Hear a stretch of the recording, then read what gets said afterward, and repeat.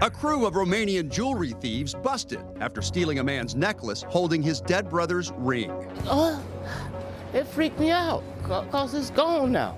How police caught the suspects and recovered the ring that belonged to a Tuskegee Airman. A violent frenzy on psychedelic mushrooms.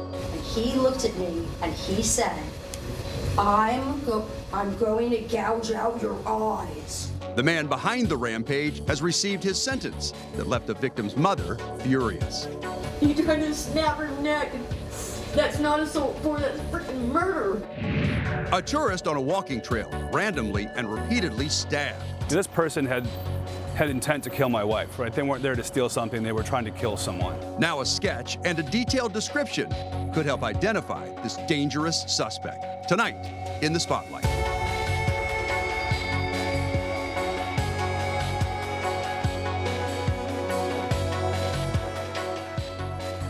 Good evening and welcome to the Spotlight, and thank you for joining us. I'm David Rose. We begin tonight with the tactics of a Romanian organized crime group.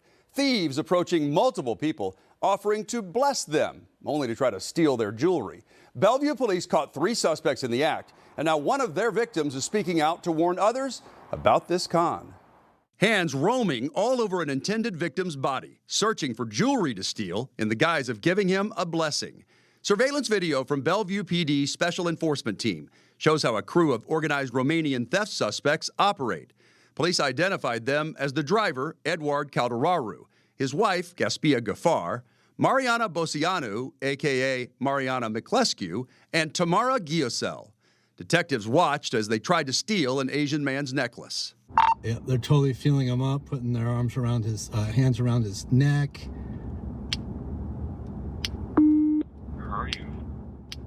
JCPenney's, they tried to pull his necklace off, and he said no.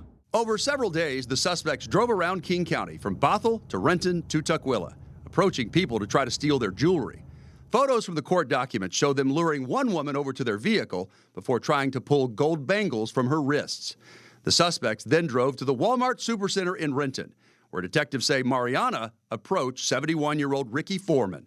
She looked pathetic, okay, because she had about 3 teeth in her mouth and they were scattered around in there, you know? Ricky says he was just trying to be nice to her. We talked, and next thing I know, a $5 bill popped up. And she told me, take this. No, I don't need your money, I got money, you know? Oh, no, I just want to bless you. Undeterred, police say she moved to put this cheap necklace around his neck. And I'm like, no, I don't need your jewelry and this, that, and other.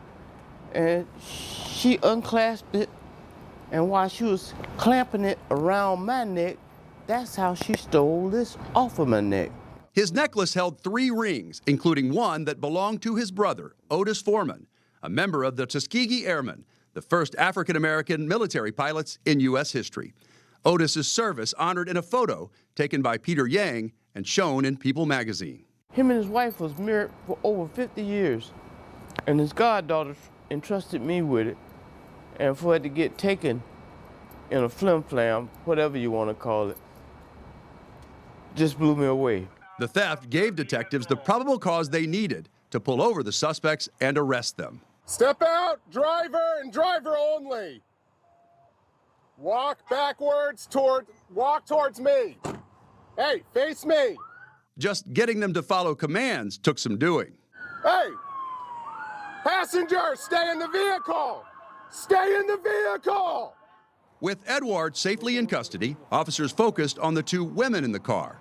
Rear driver's side passenger, exit the vehicle. I don't know if they speak very good English. So they approached the vehicle, removing Gaspia first. Oh, step out, come on. Followed by Mariana. Hello, out of the vehicle. This way. Okay, give me water, please. Detectives got a search warrant for the vehicle and found Ricky's stolen necklace. For him, it wasn't the monetary worth, it was the sentimental value. Okay. When this turned up missing, that was the only thing I really cared about, was getting the ring back that belonged to my brother. Prosecutors charged all of the suspects with theft in the first degree and 2 counts of attempted theft in the first degree. Gaspia Gafar and Eduard Calderaru both showed up for their arraignments that required a Romanian interpreter. 3, limită 6 cu desemnarea Seattle. We acknowledge receipt, waive further formal reading, and enter a plea as not guilty as to each charge. The prosecutor pointed out Edouard's alleged involvement. In every instance, he was driving the car as it approached the victims and as it drove off. Court documents also show that he stopped at a pawn shop in Renton, where he was paid $2,120 for 2 chains, 2 rings, and a pendant, all gold. His attorney argued for no bail, saying he has a job in construction and is not a flight risk. Judge Nelson Lee wasn't buying it. He claims he lived in an apartment located in Kent, but either didn't want to or wouldn't provide or couldn't provide the address. Additionally, I have grave concerns about the apparent targeting of immigrant communities, specifically those from the Asian and Hispanic communities. His bail was kept at $100,000. Tamara Guillosel was charged in order to appear in court. She didn't show up, so now she has a bench warrant for her arrest. Ricky Foreman says he knows how fortunate he is that police caught the suspects and returned his necklace. Today is a great day. Today is a great day, and I'm really happy to tell people, hey, Washington State has a great team of police, and they really are helpful, and we need to quit giving them a hard time. Well, Bellevue police say they connected the group to the Romanian couple caught on camera during a robbery in Linwood.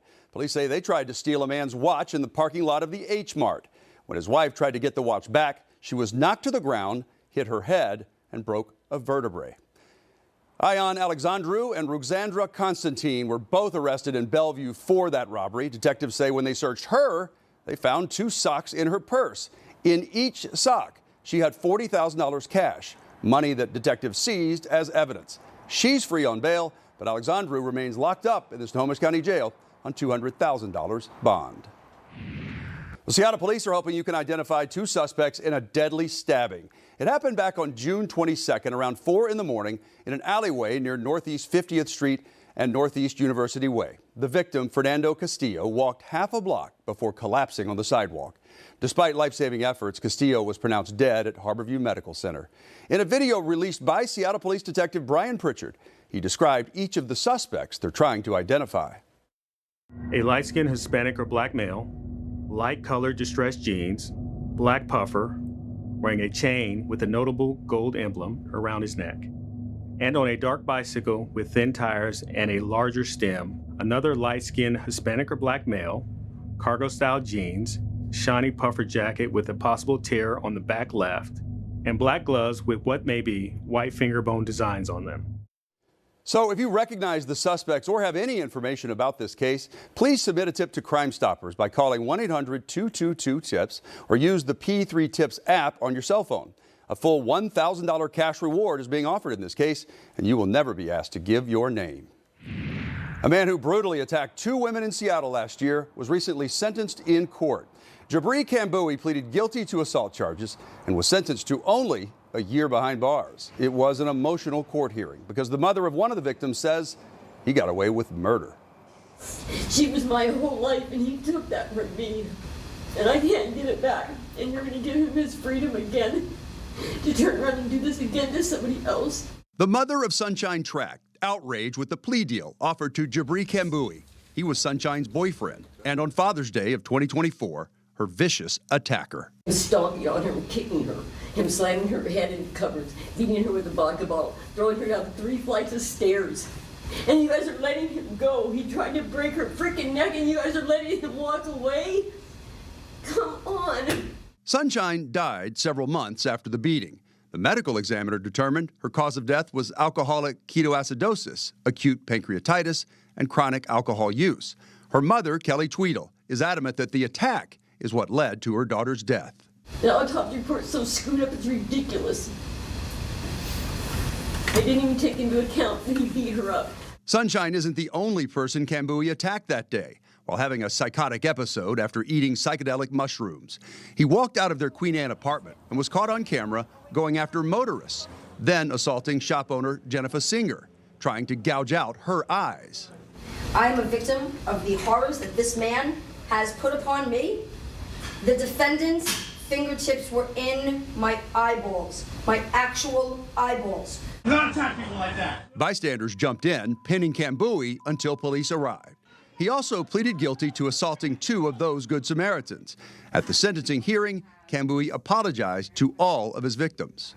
I take full accountability and responsibility for my actions during the unfortunate events that transpired and for everything I did that day. Although I wasn't aware of myself or my surroundings due to being on drugs and sleep deprived, that is absolutely no excuse for my mistakes. 4 counts of assault were listed in the plea deal. The beating of Sunshine Track, listed as assault in the 4th degree domestic violence. To drop the charges to an assault 4, he tried to kill her. He tried to snap her neck. That's not assault 4, that's freaking murder. Judge Ken Schubert addressed Sunshine's mom's assertion that the charges should include murder. If there was a legal basis for the state to charge Mr. Kambui with murder or with negligent homicide or any crime that actually connects what he did that day with the passing of Sunshine weeks later, the state would have. 12 months was the maximum sentence based on the charges, and that's what Judge Schubert delivered. He also sentenced Kambui to 12 months of community custody. And I hope you don't end up back in jail. And I hope that you do take the opportunity for treatment and that it is of benefit to you and that you make these positive changes and that you can really honor Sunshine's legacy by living the life she wanted you to live, right? She wanted that for you. With that 12-month sentence, the judge noted Kambui has credit for 237 days already served, leaving him with just over 4 months left behind bars. A $50,000 cash reward being offered tonight by the husband of a stabbing victim who was visiting Redmond. Police released this sketch of the suspect. He attacked Judith Walter on a popular walking trail. Police say he's about 5'9", with a medium build. The suspect was last seen wearing a green hoodie with white lettering, jeans, and a black beanie. Redmond PD says they believe the attacker is Hispanic with a wide face and bumpy features. Back on the morning of January 24th, Walter was walking on the Bear Creek Trail at about 10:45 a.m. when the man approached her from behind and stabbed her more than a dozen times all over her head and body. She told police the man didn't say anything and made no attempt to steal her belongings. We spoke with Judith's husband, who's been by her side at the hospital ever since. This person had intent to kill my wife, right? They weren't there to steal something, they were trying to kill someone. Good Samaritan who was there immediately. He called 911. And EMS was there very quickly, the police response. And really the crew here at Harborview saved their life. We need to catch this person and get them off the streets for my wife and for the folks that live in Redmond in the area. Detectives are asking anyone who was on the trail on January 24th between 9:30 a.m. and 11 a.m. to check their GoPro, dash cam, or phone footage to see if they recorded anyone matching the suspect's description. Again, the reward in this case is $50,000 cash for information that leads to an arrest. You can submit a tip to Crime Stoppers, and as always, you will remain anonymous. Seattle police are trying to identify 4 people who may have vital information on a deadly shooting in Pioneer Square that killed 27-year-old Monique Wilkerson.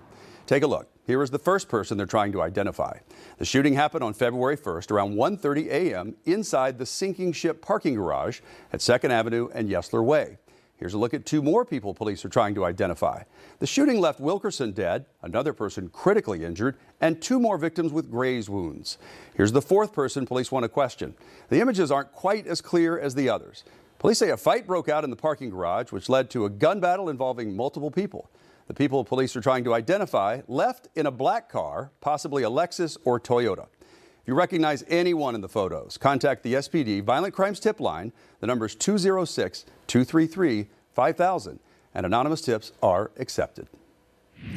Next in the spotlight, asleep at the wheel with a loaded gun. See how deputies handled the risky situation of a man passed out and packing heat. A store owner accused of getting her hands on stolen Lululemon clothes and then reselling them in her Pierce County store pleaded not guilty in court.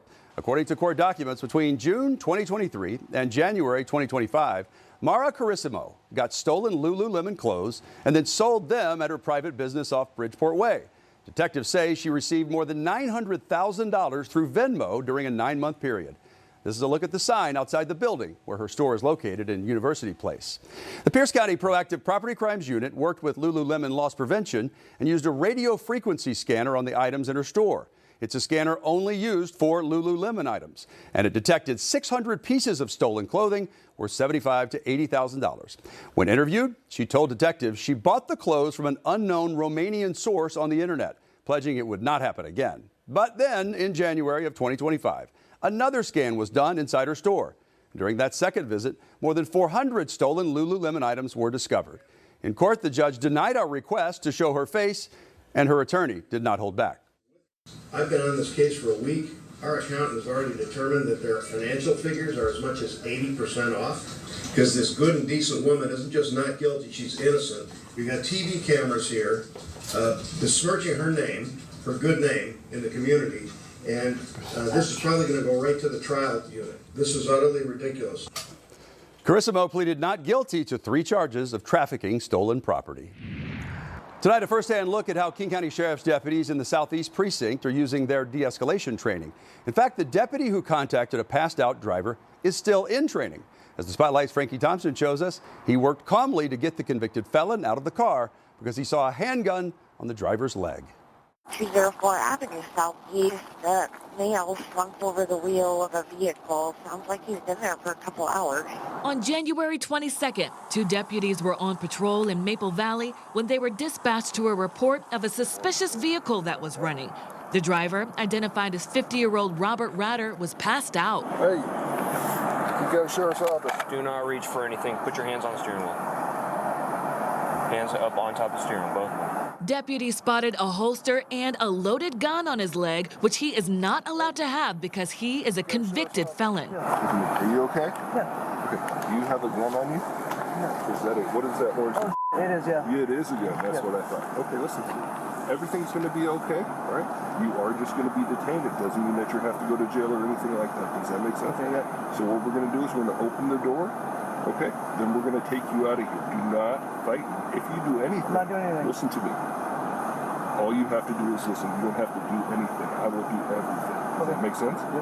Now, Carter's going to open the door, and then you're going to come out of this car. Don't move until I tell you to. Okay? After he was safely in handcuffs, a search of his car found meth pipes, shrooms, and a box of ammunition in the driver's side door. How long do you think you've been sleeping for? Huh? You can turn around and face me, bro. 20 minutes, something. 20 minutes? Yeah. Just on the side of the road. Do you know the person that lives here? No, I was waiting for a friend. Prosecutors charged him with unlawful possession of a firearm, second degree. For the Spotlight, I'm Frankie Thompson. Ratter has prior convictions for unlawful possession of a firearm and attempting to elude. In fact, he's had 64 prior bench warrants for his arrest. He was initially held on a $25,000 bail, but court records show that on January 29th, Judge Josephine Wiggs released him on his own recognizance. That was just 8 days after his arrest.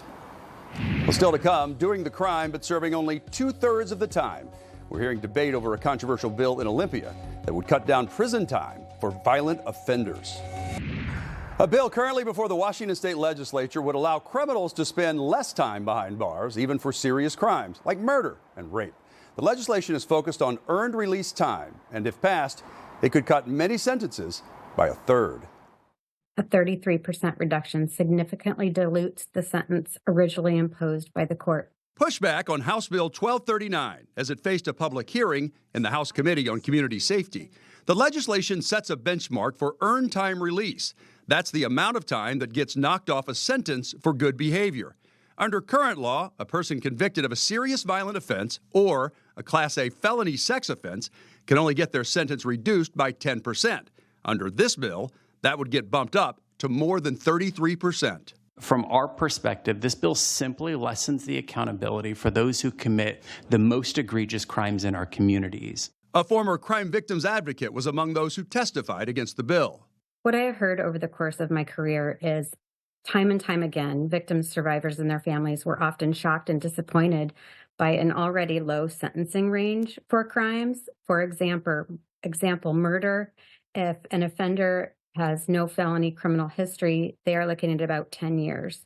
This bill would reduce that by 33%, which is significant. Some crimes are ineligible for earned time release, like juvenile sentences, mandatory minimum sentences, and first-degree aggravated murder. For inmates who do qualify, supporters of this bill hope earned release time is a push in the right direction. Earned release is a powerful motivator for positive engagement in education, work, and pro-social interactions in the prison. This bill focuses on preparation, not shortcuts. By expanding access to earned release time for eligible sentences, the bill gives people a real reason to engage in programming. But opponents argue this bill does nothing to actually help inmates prepare for the transition out of prison. If simply reducing sentences increased rehabilitation and limited recidivism, that would be great. But the studies across the board don't suggest that. Democratic Representative Beth Doglio is the lead sponsor of the bill that hopes to increase reentry readiness and address racial inequalities. DOC projection models show that restoring earned time is one of the few tools that can reduce racial disproportionality today, particularly for Black, American Indian, Alaska Native individuals. While critics contend this bill prioritizes the offenders over the victims. Accountability should remain meaningful. Sentences should retain their intended weight, and victims' survivor experiences should not be discounted by policy choices that reduce consequences by a third. So this bill cleared the Community Safety Committee and was sent to the Appropriations Committee. This year, the legislative session will wrap up on March 12th. That's going to do it for us tonight on The Spotlight. Until next time, I'm David Rose. Please stay safe.